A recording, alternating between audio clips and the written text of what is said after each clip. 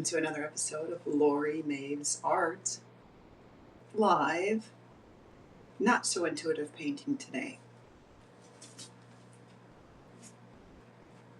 Not so much a shape painting either, but I am finishing up this large seascape with a cumulonimbus cloud in it. And since I was finishing it up, I thought, why not have you join me? Can you hear me okay today, Robert?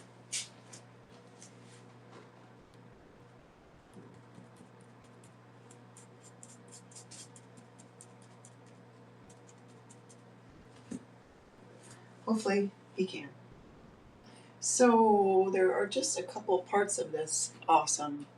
There are just a couple parts of this painting that need reworking, namely this bottom section.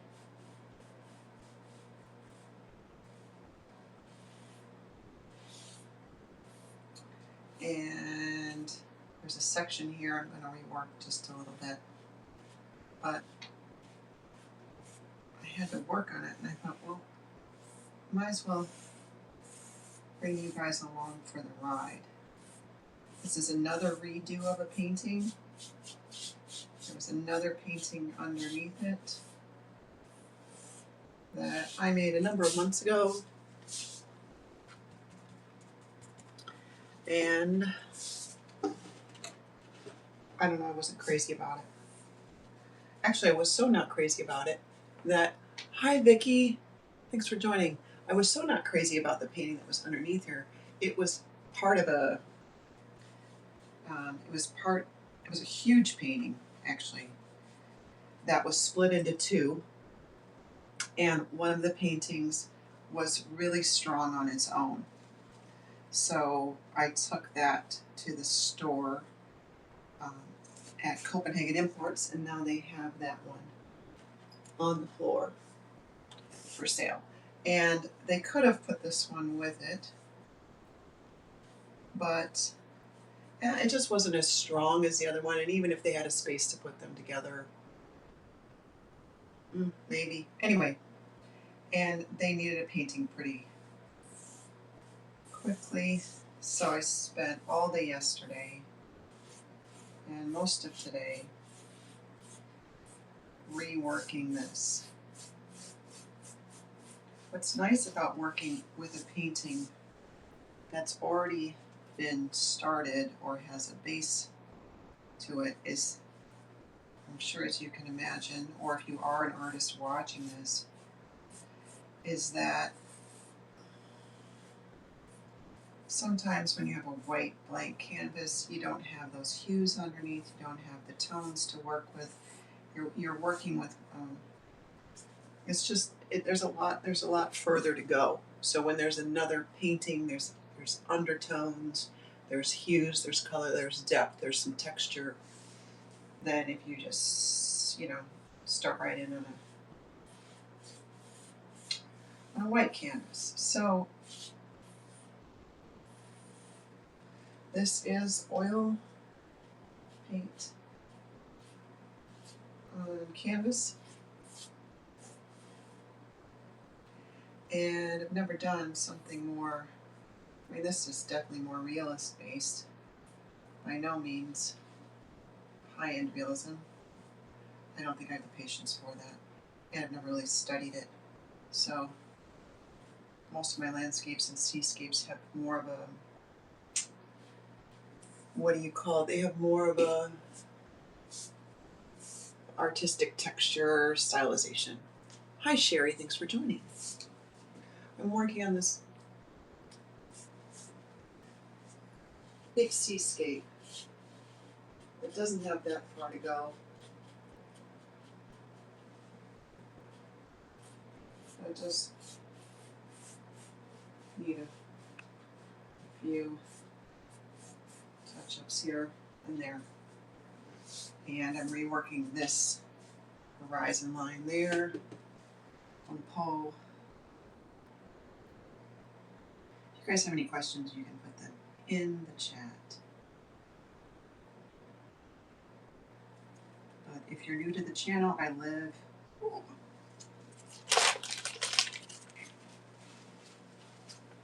That's why we need there.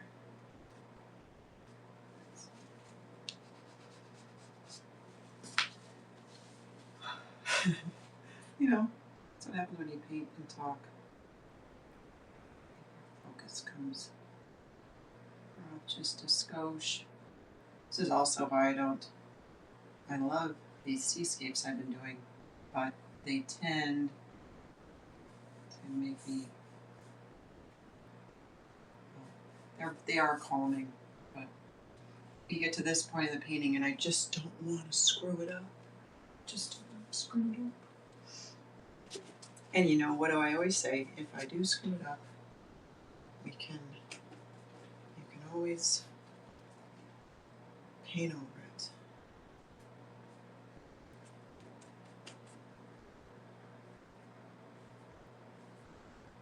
I wanted some kind of waves or some kind of crashing over here.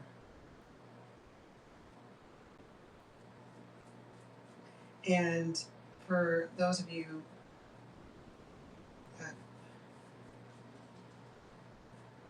have been with me here, I talked about possibly painting over on the Twitch platform. Hi Pete, Repeat, thanks for joining. And I've been over there a couple times, and I don't know if that's the right place for me. I mean, I think, of course, there are lots of people over there, mostly gamers that I've seen, but I don't know if it's the right vibe. So I got excited that I was going to start doing it, and I've done it a couple times, and I realized you can't just show up and have a bunch of people watching. The vibe that was just not what I'm used to. Doesn't mean I can't try it, but just different. If you watch anything over on Twitch, let me know. But I don't think it's for me, but I haven't given up on it totally yet.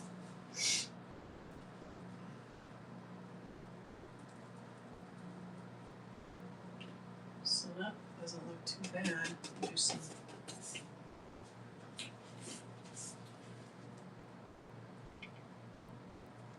more. Hi Laura, thanks for joining. Can't quite see the whole thing here.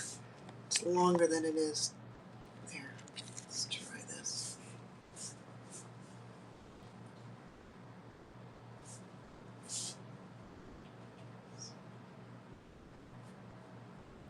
Out of all my talking while painting, this is definitely the most Bob Ross experience. Wouldn't you say, Robert, if you're still on? This is the most Bob Ross-like painting.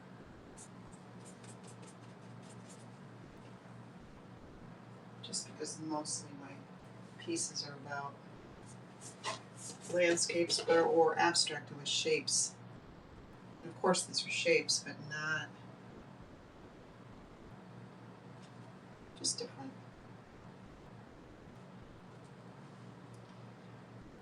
Okay, now I'm going to set this brush down, grab another one, and I'm going to change this white line here. Or not change it, just make it a little more white. I don't know, this brush is making me a little nervous. And we don't need that at this stage of the game. We need consistency with the brushes. Let me try some white up here.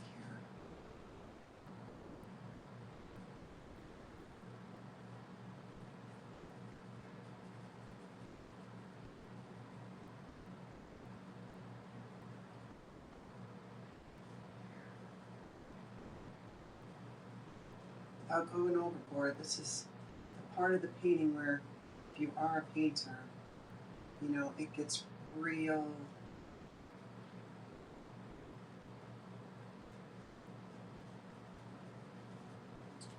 It just gets a little tricky. You don't want to overwork it. Talk about that all the time.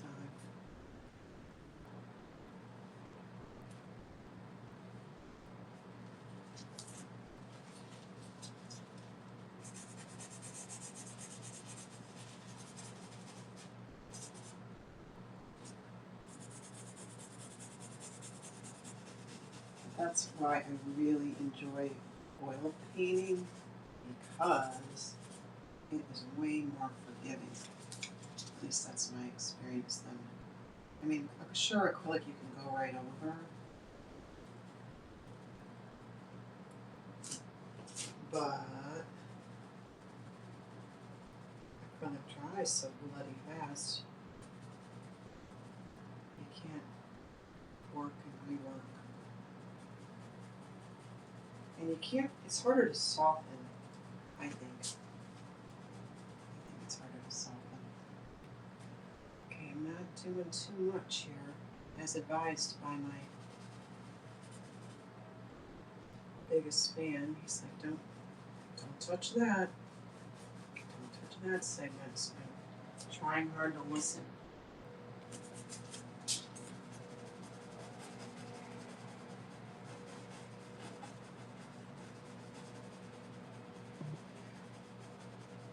That in. It's going to be just a short stream today. I just kind of wanted to show you what guys I was working on. I love the diversity. Thank you, Robert. Thank you. Who else joined? Rennie Blue Iguana Artworks. Thanks for joining.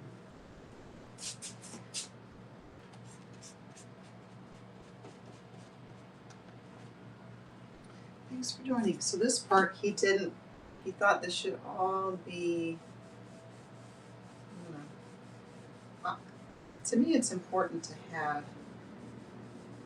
a signature of sorts, you know, just so your work doesn't look like, there are a lot of painters in where I live, a lot of artists in and around Sarasota, a lot of artists, and a lot of artists, you know, do seascapes. Many artists do abstracts, and a lot of florals. I've noticed a lot of florals, a lot of pours, paint pours. You know about that?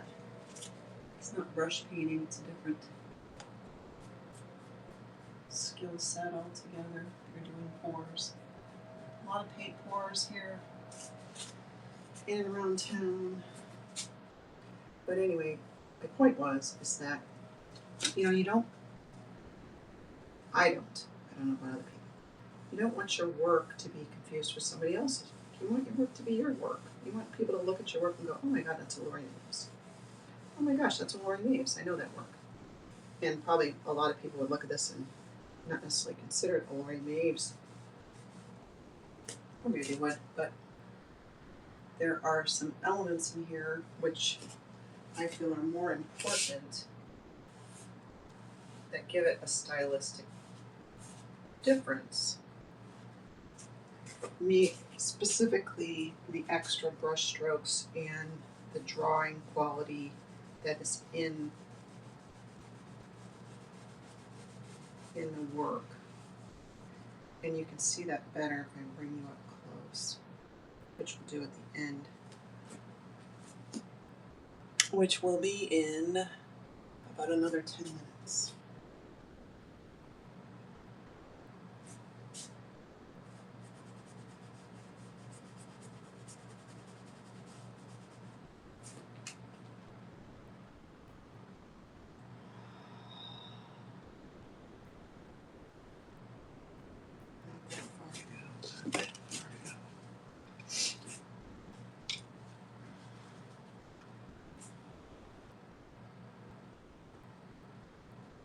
It's so tricky. There's just like these very small areas that could just use a little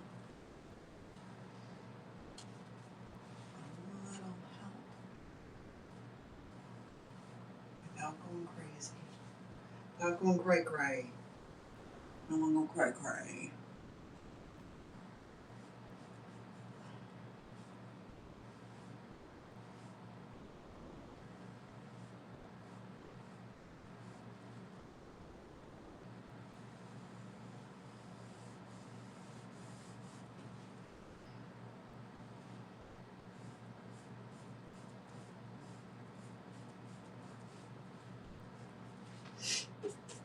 I hope you guys are all having a wonderful day today. Thanks for tuning in to my live. Usually I do live intuitive painting, like where we don't know where the painting's going, but today this one is different in that aspect for sure. We know where this one is going to end up.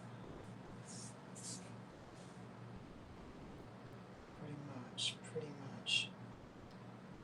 I'm sure there's a trick without taping that off there to getting that razor edge.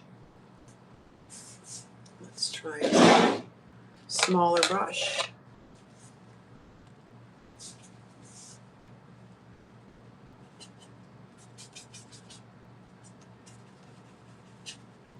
Let's see if this does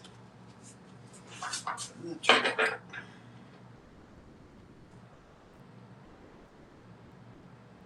There we go. There. Yeah. Just needed.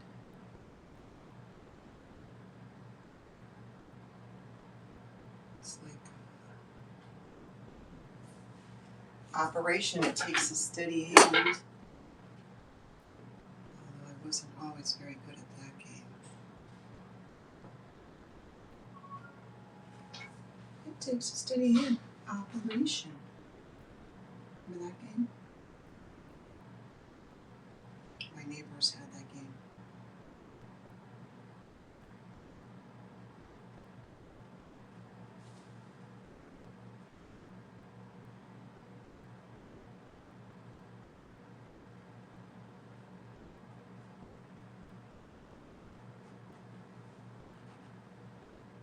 Okay, so what am I doing with this? I don't know. Let's see if I can get some, like a little drawing. Here we go.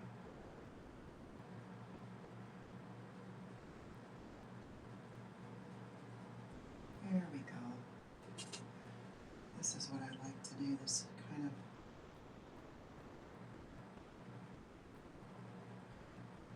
I like the effect of adding like it looks like somebody drew on the canvas as much as they were painting.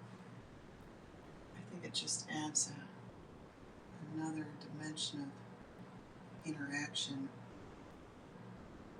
with the surface.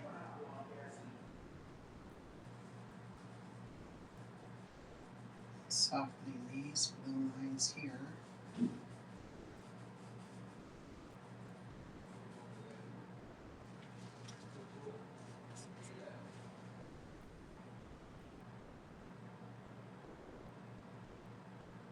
Super small adjustments.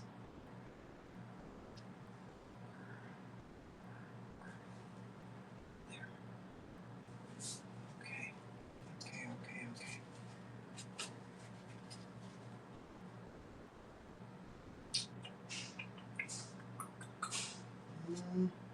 Just go for it. Just go for it. Just go for it. Just go for it. Don't worry about it. Don't worry about it. Don't worry about it.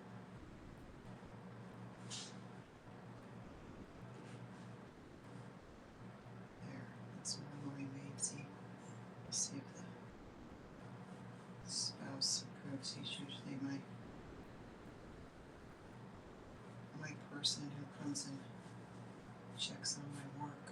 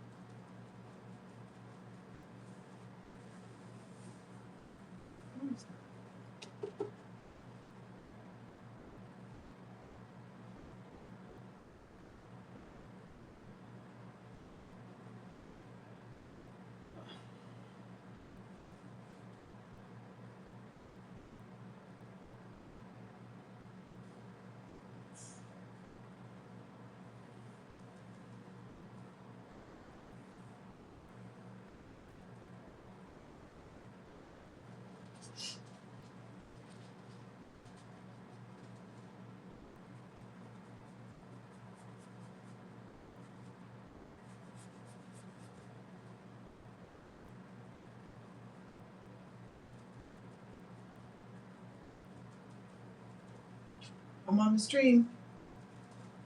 Oh, you can hang out.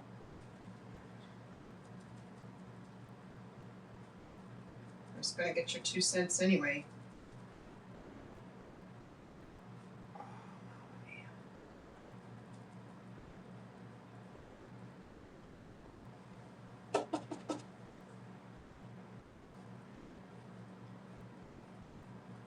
It's gonna get your 2 cents anyway, buddy.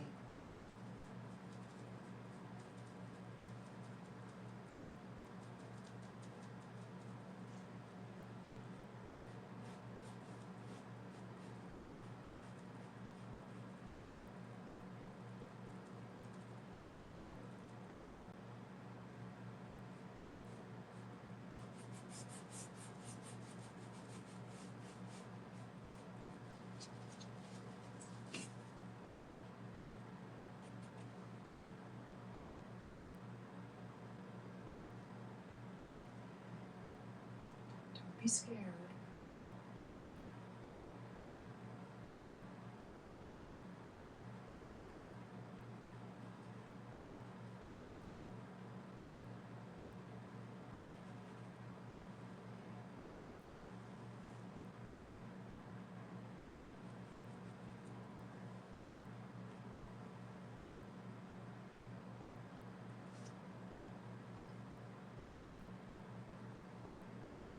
Okay. I'm feeling better about that.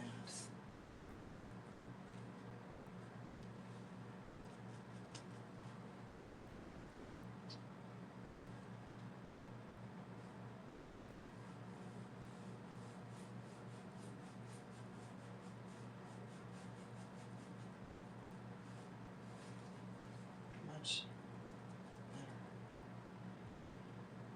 better. Okay, kids. I think that might be it. Do you have any more comments? 2 more comments, Mr. RDG. I aspire to create that kind of softness and depth in cloud. Thank you. Thank you. Is it Rini? Elsie Beth, thanks for joining. You know what the difference for me was, Rini, was using oil paint. So are you an acrylic painter or are you an oil painter? Because if you're painting in acrylic, I think the difference in oil paint will blow your mind. Now it's a completely different beast, and it takes some time to getting used to. But the softness you can get, I just could never figure that out in acrylic. Maybe I wasn't using the right materials.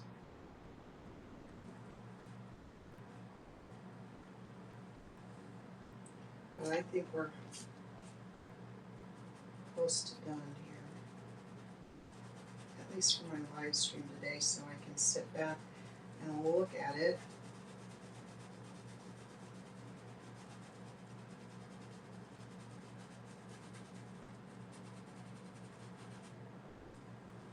I can sit back and look at it and then sit with it and see if it makes sense as a whole. Right? See if it makes sense as a whole. So Rini, I think if you try your hand at some oil paint, I think you're going to be pleasantly surprised at how soft you can get your subject. I just was never, it's just, acrylic is just, I don't know, I've tried to go back to it, and maybe I need to find a media to put in it so it flows better. It does. I mean, I've tried drying retardants, and that just doesn't. It gets clunky. The paint gets clunky, and nothing beats. Plus, the smell of oil paint is pretty nostalgic for me, I would say.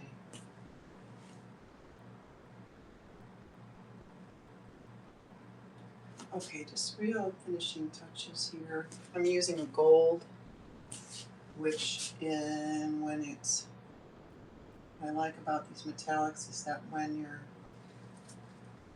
looking at it from different points of view or in different light, the gold stuff tends to shimmer and shine in the way the metallic paint does. Maybe that's too much there.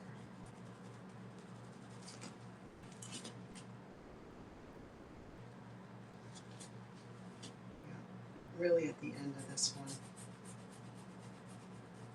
So what I like to do at the end of paintings, Brittany, I don't know if you do this too, is I go over inch by inch by inch by inch by inch by inch, and I see if there's any square inch that needs attention or needs lightening or darkening. Pull forward, push back.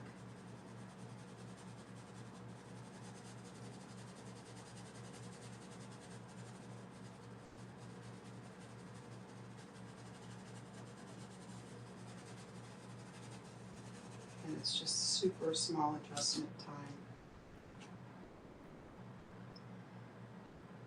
But I have enjoyed this new way of working with these cloud paintings because they're so much fun.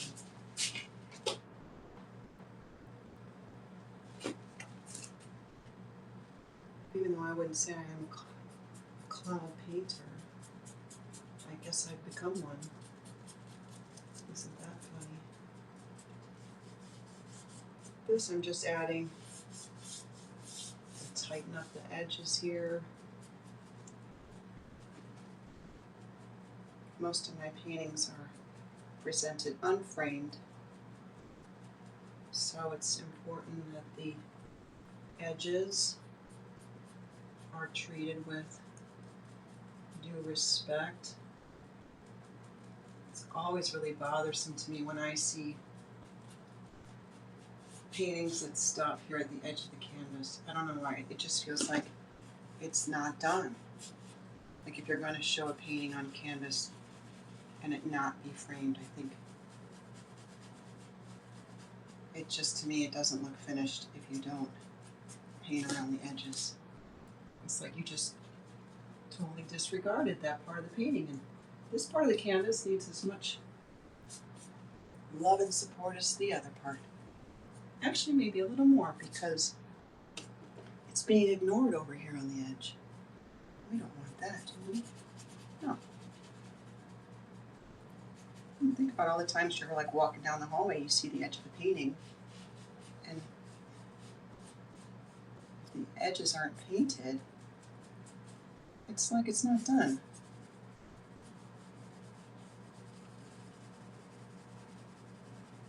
So I recommend, if you are a painter, to take the time to paint the edges of your work. Paint the edges of your work. This is pretty good over here. Okay, kids, I'm going to wrap it up for today. Thanks so much for joining my live painting stream. I appreciate you. See you next time, Jeff.